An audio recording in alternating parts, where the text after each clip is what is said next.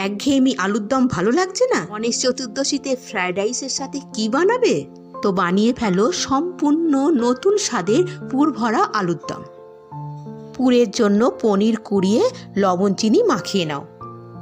সিদ্ধ আলু ভালো করে কুড়িয়ে নিয়ে তাতে দিয়ে দাও স্বাদ মতো লবণ, জিরে, ধনে, গরম মশলা আর লঙ্কার গুঁড়ো দিয়ে দাও। আর বাইন্ডিংয়ে দাও একটু ময়দা দিয়ে ভালো করে মাখাও। এবার ছোট ছোট গুটি করে তার মধ্যে পনিরের পুরটা ভরে দাও। দিয়ে সবগুলো রেডি করে একটু তেল মাখিয়ে এবার কড়াইতে ভাজো।